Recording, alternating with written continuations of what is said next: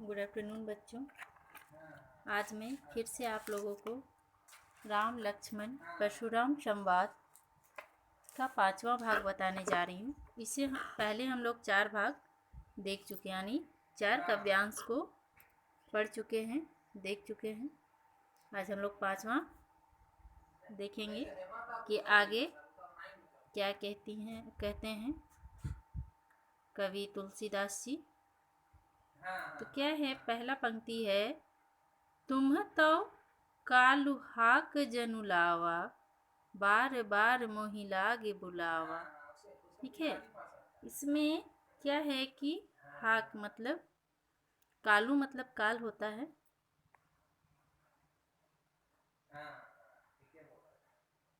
कालू काल, ठीक है, बाकी तो बुलावा है ना।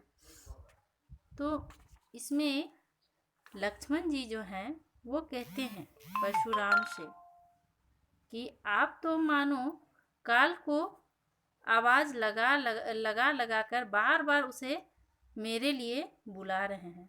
काल को आप बार बार मेरे लिए बुला रहे हैं, उसे आवाज़ दे रहे हैं कि तुम आओ काल, तुम आओ इस बच्चे के लिए, लक्ष्मण के लिए। ठीक है, मुझे तो ऐसा लग रहा है। सुनत लखन के वचन कठोरा, परस सुधारी धरेउ कर घोरा। ठीक है, कठोरा वचन, वचन का अर्थ होता है बोलना, वचन सुन, बोली। कठोर, कठोरा मतलब कठोर वचन है ना, ये एक ही हो गया। सुधार धरेउ कर घोरा, वो अपने फरसे को फिर से धारण कर लेते हैं, सुधार लेते हैं। तो यहाँ पे फिर कहते हैं लक्ष्मण जी कि ऐसा कठोर वचन सुनते ही परशुराम जी ने अपने भयानक फरसे को सुधार कर अपने हाथ में उठा लिया। ठीक है, परशुराम जी जो हैं लक्ष्मण जी के कठोर वचन सुनते ही अपने फरसे को अच्छे से धारण कर लेते हैं, सुधार के अपने हाथ में धारण कर लेते हैं, सुधारने लगते हैं उनके कठोर वचन को सुनकर। फिर क्या है, अब जनी देही दोसु मोहि लोगु, कटुवादि बालकु बध जोगु। ठीक है, अब जो है लोग जो है दोसु है ना, दोसु का अर्थ होता है दोष, दोसु का अर्थ होता है दोष। ठीक है, उसके बाद है बध जोगु, बध जोगु का अर्थ होता है मारने योग्य।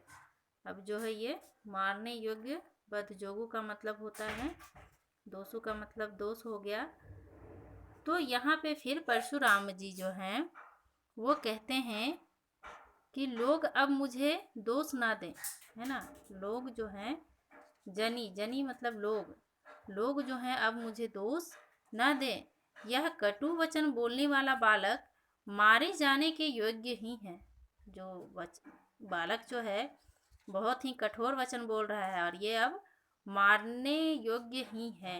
बद जोगु मारने योग्य है ना, अब ये मारे जाने योग्य ही है। लोग अब हमें दोष ना दे। अगला पंक्ति है, बाल बिलो की बहुत मई बाचा, अब यहु मर निहार भासाचा। ठीक है, इसमें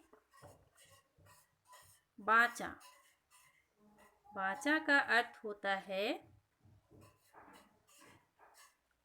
बचाया, है ना, बचाया। बाचा का अर्थ हो गया बचाया। ठीक है, साचा का अर्थ होता है सच्चा, है ना। तो अब यहाँ पे कहते हैं परशुराम जी कि इससे बालक समझकर मैंने बहुत बचाया, इसे लक्ष्मण जी को बालक समझकर मैंने बहुत बचाया, अर्थात क्षमा किया, है ना। इसे बालक समझकर बहुत बचाया और क्षमा किया, परंतु अब यह सचमुच मरने को ही आ गया है। अब ये बालक जो है अब मरने को आ गया है, हमने बहुत इसे क्षमा कर दिया, अब क्षमा करने योग्य नहीं है। फिर अगला पंक्ति जो है वो है कौशिक कह क्षमीय अपराधु बाल दोष गुण गनि ही न साधु। ठीक है, कौशिक, कौशिक का अर्थ क्या होता है? वही विश्वामित्र, क्षमीय क्षमा,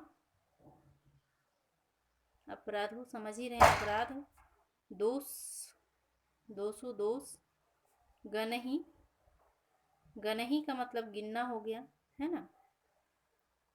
बाकी तो क्या है कि परशुराम जी के क्रोध भरे वचन सुनकर विश्वामित्र जी कहते हैं, जब परशुराम जी का क्रोध वचन सुनते हैं वो बोलते हैं कि अब ये बालक जो है बहुत ही कठोर वचन धारण करने वाला हो गया है और अब ये क्षमा योग्य नहीं है। तो विश्वामित्र जी बोलते हैं कि उनके क्रोध को देखकर, परशुराम के क्रोध को देखकर विश्वामित्र जी कहते हैं कि उनके क्रोध को शांत करने के उद्देश्य से वो बोलते हैं, ताकि वो देखते हैं कि बहुत ज़्यादा क्रोधी हो गए हैं, अब ये लक्ष्मण जी को नहीं छोड़ेंगे। तो विश्वामित्र जी क्या कहते हैं कि अपराध क्षमा कीजिए, है ना, ये जो बालक है इसके अपराध को क्षमा कीजिए, क्योंकि सज्जन लोग जो होते हैं वो बालकों के दोष और गुणों को नहीं गिनते हैं। जो महान ये साधु होते हैं वो बालकों के दोष और गुण को नहीं गिनते हैं। साधु सज्जन व्यक्ति है ना। तो आगे फिर क्या कहते हैं परशुराम जी, खर कुठार मैं अकरुण को ही आगे अपराधी क्रोधद्रोही, है ना।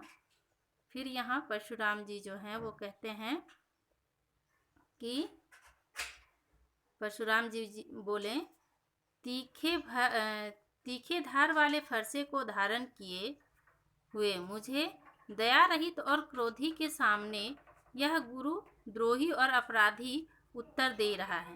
मतलब मेरा फरसा जो है इतना तीखा है, इतना धार वाला है, फिर भी ये बालक जो है मुझे गुरुद्रोही है, ये बालक जो है वो गुरुद्रोही है, इसे जरा सा भी दया रहित, यानी इसमें मेरे प्रति जरा सा भी इसके प्रति जरा सा भी मेरे में दया नहीं है, और ये मुझे उत्तर दे रहा है ना, अपराधी बनकर मुझे उत्तर पे उत्तर दिए जा रहा है।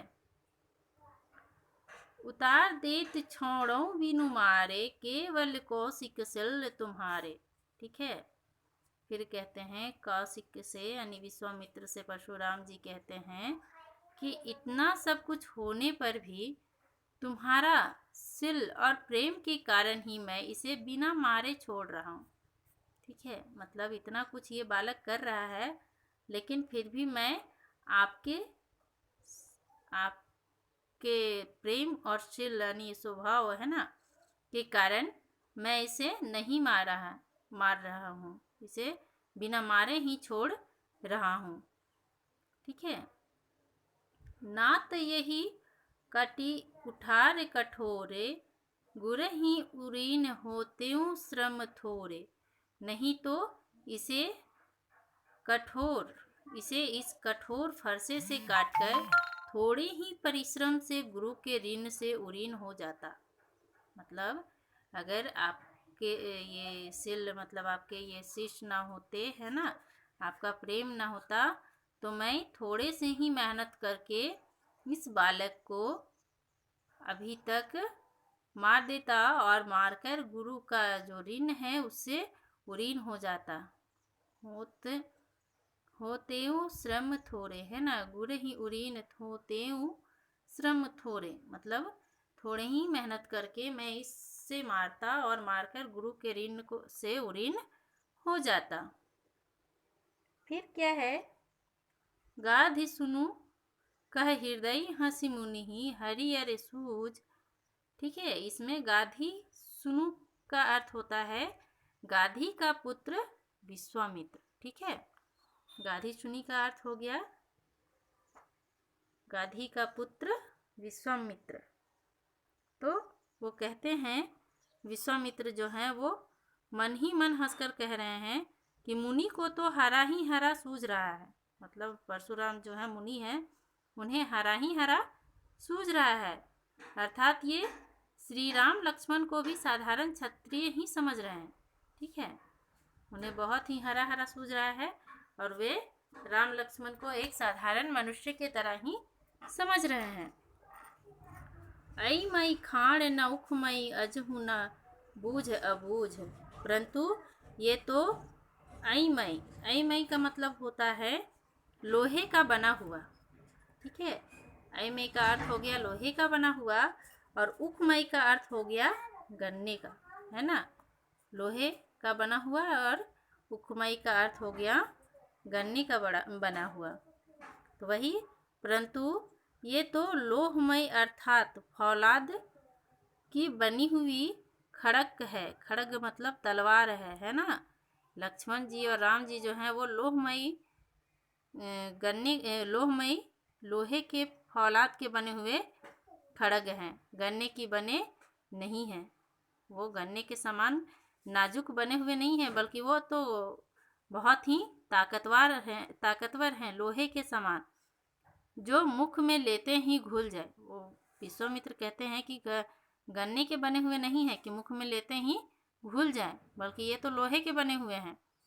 मुनि अब भी ना समझ बने इसके प्रभाव को समझ नहीं पा रहे हैं। फिर भी मुनि जो है अब भी ना समझ बने इसके प्रभाव को समझ नहीं पा रहे हैं।